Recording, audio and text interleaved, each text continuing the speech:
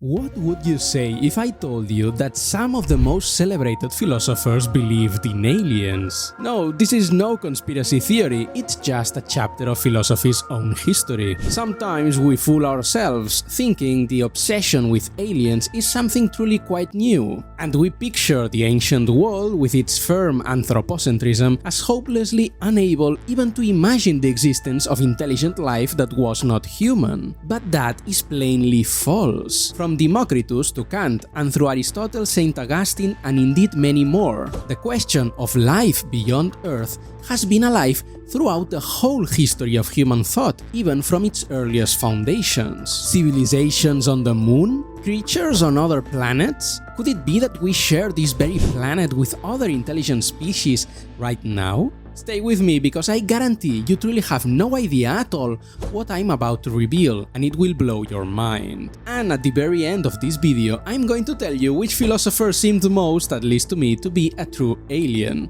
My name is Enrique, welcome once more to this channel, let's get started. The very first time the notion of extraterrestrial beings surfaces within the annals of philosophy, it is directly linked to yet another crucial question. Are there other worlds apart from our own? Heraclitus, for instance, maintained that our world is trapped within an eternal cycle of creation and destruction due to cosmic fire. Therefore, Heraclitus held there were many worlds before ours, and there will be many more again afterwards. And naturally, quite as inhabited as our own. Later on, we find the same idea also within Stoicism. But hear this, for the earliest instance, at least as far as I know, of anyone speaking of the possibility that many worlds might exist at the same time simultaneously, is found in the 5th century BC with Democritus and Leucippus, the atomists. To them, every single thing is built of atoms. Minute, indivisible bits of matter that wander aimlessly in the wide, empty void of space. And since the atoms were infinite and space is infinite too, who's to say other worlds haven't formed right this moment in corners of the universe we cannot see? On the contrary, there must be such worlds by necessity, and not just one or two more, but infinitely many. And why shouldn't they be inhabited the same way ours is? Therefore, there must be, and there certainly are, endless other worlds and endless other beings like us who dwell in them. Later on, Lucretius, in Roman times, takes up this idea again in words that still impress us today. Since the void stretches without limit in every direction, and countless seas race through it on perpetual motion in an unfathomable universe, it is most unlikely that this earth and this sky are the only ones that have arisen, and that all those other particles of matter have achieved nothing. Thus, you are compelled to admit that in other regions there are other earths, and many tribes of men and kinds of beasts. If this quote surprised you just as much as it did me the very first time I read it, give this video a big like so the algorithm clearly understands that you truly deeply enjoys philosophy, and shares it, spreads this video out to many wonderful people just like you. Now, not everyone out there applauded the bold idea of the many worlds. In fact, this bold thesis once took an extremely heavy blow, and not from some mere nobody, but from two of the greatest philosophers ever known in all of history, Plato and Aristotle. For Plato, the material world is the handiwork of a single god, a demiurge, who faithfully shapes it, seeking to copy the ideas, the subsistent perfect essences of every single thing. And of course, argued Plato, since there is but one demiurge, the most reasonable view is that there is only one world, not many. Aristotle is going to finish off this idea with his comprehensive physics. Since all that is heavy always goes right towards the center, there simply cannot be many worlds, he argued, just as there really cannot be many centers. If by hypothesis there were two worlds, long ago the pair would have collapsed together into their single true center. All things will therefore constitute one single world, one single cosmos, one single ordered realm, in which the most noble and lightest of all will fill the heavens, and the most ignoble and heavy will fall down towards the earth, towards the earthly realm. Even so, Aristotle does not entirely shut the door at non-human extraterrestrial life, on at least two solid grounds. First, because he firmly believed that the stars themselves were indeed fully intelligent beings, since their motion was entirely perfect and circular, and second, because he speculated that perhaps there could also be life upon the moon. Yes, on the moon! In his famous treatise on the generation of animals, and squarely in line with his theory of the four elements, Aristotle observes something rather curious. In three of the four classical elements, living beings are seen to emerge or grow. Plants are rooted in the earth, fish swim in the water, and land-dwelling animals live in vital connection with the air they breathe. Left hanging, therefore, is the elusive fourth element, fire. And Aristotle speculates about the prospect of beings composed of fire, or creatures that might live and grow in connection with fire.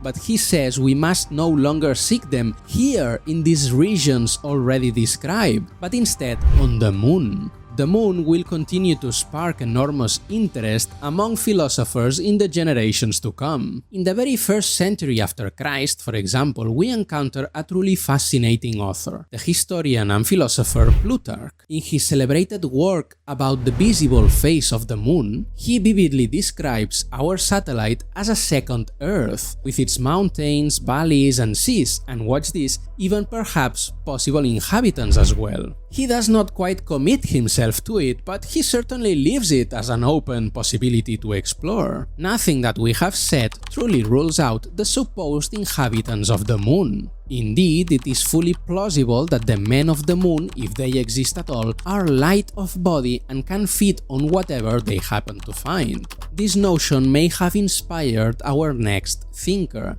Lucian of Samosata, who in the 2nd century wrote one of the earliest works of science fiction ever, the Vera Historia. In this tale, a band of sailors is snatched by a hurricane that blasts them straight into space, and up there they are pulled into a war between the folk of the sun and those of the moon. Yes, the very first Star Wars! But hey, let's hope Disney doesn't find out, or they will destroy it. You might suppose that once Christianity arrived, all of this simply vanished, that faith snuffed out the speculation about other intelligent species. But the story is not that simple. It's true that many thinkers, like Saint Augustine and Aquinas, rejected the idea of multiple worlds, echoing the claims of Plato and Aristotle. But that did not mean they completely ruled out the possible existence of non-human intelligent beings. And I'm not talking only about angels and demons. In fact, a brand new breed of extraterrestrial now steps onto the stage. All those fantastic beings whom popular lore placed in far-flung corners of this very planet we occupy. In the 1st century, for instance, the Roman historian Pliny the Elder wrote of distant lands where supposedly some folk had a single eye, or one leg topped by a giant foot, or a dog's head, or even a face planted in the chest, plus other creatures every bit as odd as any alien in today's movies. And of course, in an age when geographic knowledge was still sharply limited, it was not so wild to imagine that such beings might truly exist. Saint Jerome, for instance, writes in his Life of Saint Paul the First Hermit that Saint Anthony was visited in the desert first by a centaur and then by a satyr who made a full profession of faith in Jesus Christ. And he adds, almost offhand, that anyone who doubts it should know one such creature was once spotted in Alexandria. So it seems Jerome did not deny these tales complete credibility. And that is not all. Saint Augustine also records these reports in the City of God, and though he is far more skeptical, he still leaves the door open for their truth. More than that, he says something truly striking. That if such creatures exist, as long as they are rational, we must count them as human, however odd they may appear to us. We need not believe every such tale, yet whoever is born a man, that is a rational animal, however strange of body, color, motion or voice, no faithful soul may doubt he descends from the first man. If those described with such strange properties are men, why couldn't God create people like them? To conclude with prudence and caution, either these rare monsters do not exist at all, or if they exist, they are not men, and if they are men, they come from Adam. Thomas Aquinas in the 13th century likewise rejects the many worlds idea, picking up again the arguments of Plato and Aristotle. What is more, he goes one step further and argues that no rational corporeal creature could possess a body radically unlike our own, because he says the human body holds the balanced mix of elements and organs suited to rational life. Yet, at the same time, he concedes that not every feature of the human body is needed for something to be a human being, that is, a rational animal. The finger, the foot, the hand, and parts of like kind lie outside what we mean by man, for the essence of the human does not depend on them and can be grasped without them. Fit or no fit, one remains human so long as a rational soul is joined to a body composed in the due proportion of elements that such a form requires. At the same time, and this is really intriguing, though he denies Aristotle's claim that the stars are intelligent beings, he is still open to the opposite view, just as Augustine once did, and goes as far as to say that for faith this issue simply does not matter at all.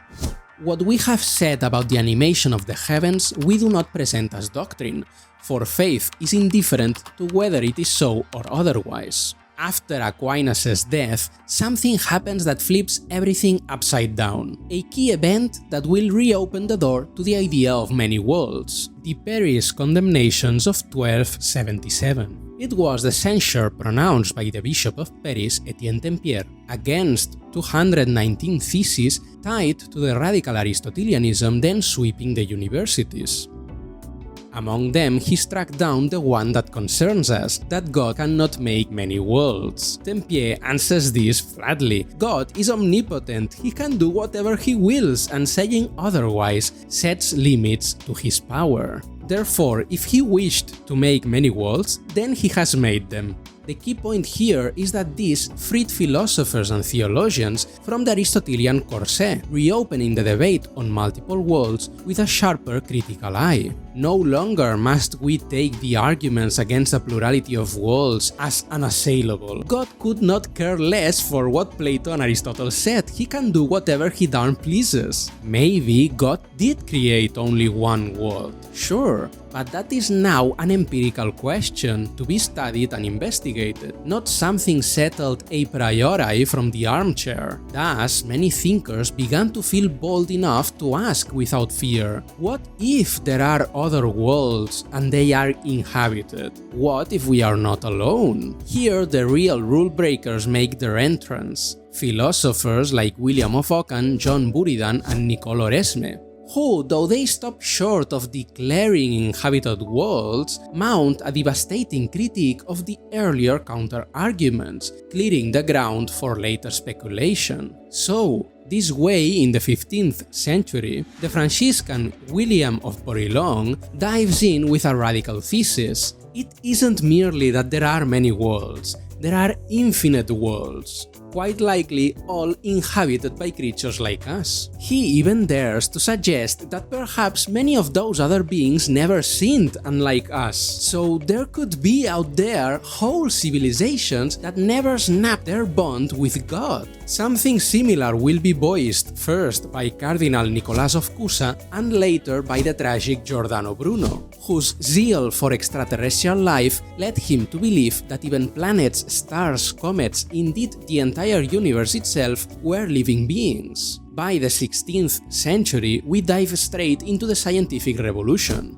Galileo stays guarded on the point, writing, for instance, that the likeliest case is that lunar conditions cannot cradle the birth of life, and that nothing hints the other planets fare any better. Yet his colleague Johannes Kepler flat out disagreed. To him, Jupiter's newly discovered moons were virtually conclusive proof that the giant planet too hosted life.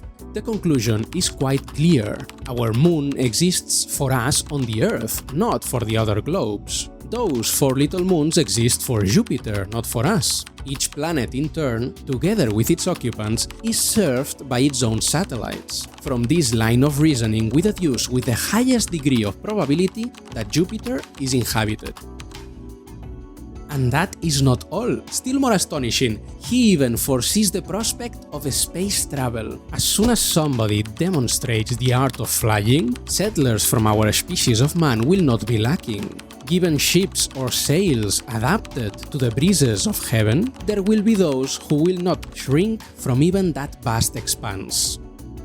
Descartes, the great rationalist, keeps his distance and plays things far more safe. Yet he does urge his readers to drop the notion that absolutely everything in the cosmos was made for humankind. After all, if God is infinite and all-powerful, he need not have stopped at fashioning just one thinking species. I do not see at all that the mystery of the incarnation and all the other advantages that God has brought forth for man obstruct him from having brought forth an infinity of other very great advantages for an infinity of other creatures. And although I do not at all infer from this that there would be intelligent creatures in the stars or elsewhere, I also do not see that there would be any reason by which to prove that there were not. Through the 17th and 18th centuries, more and more thinkers dared to muse on life upon other worlds, Fontenelle, Huygens and Newton. Yet the most surprising, in my view, was one of history's most influential philosophers, Immanuel Kant. Yes, Kant too spoke of extraterrestrials, and what he said will stand you, for it's almost totally unknown. In 1755, Kant brings out his universal natural history, where he states, plain and blunt, all in all, most planets are certainly inhabited, and those that are not will be one day. He also puts forward something astounding, that the farther they dwell from the sun, the more perfect those creatures must be, to the point that some perhaps might never know death. What advances of knowledge should not be achieved by the insight of those happy beings of the uppermost spheres of the heavens? What beautiful consequences would not this brightness of insights have on their ethical disposition? This whole side of Kant's thought is barely known, for he cut every one of these sections when he reissued the book in 1791. Perhaps having grown more critical of bold speculations with no solid empirical ground. Yet he never lets the ideas go, for when he builds his ethics, he frames it so it can apply as well to other intelligent species, with other bodies, other native drives quite unlike our own. And in his critique of pure reason, he still dared to write this: I should not hesitate to stake my all on the truth of this proposition, if there were any possibility of bringing it to the test of experience, that at least some of the planets which we see is inhabited. Hence, I say that I have not merely the opinion, but the strong belief on the correctness of which I would stake even many of the advantages of life, that there are inhabitants in other worlds. We have traveled through more than 2,000 years of thought, and seen that the question, are we alone in the universe, is no fresh fancy of recent centuries. Yet among all these thinkers, perhaps the most revolutionary was the little-known Nicolas of Cusa. And yes, if I had to bet on one philosopher who was really an undercover alien, it would be him. For Nicolas of Cusa seems to have had knowledge far ahead of his time, outstripping Galileo by 200 years on something far more stunning than Earth's simple spin round the sun. I told you the story in this other video right here, so go on, give it a click and prepare yourself to be amazed. And above all, never forget to think.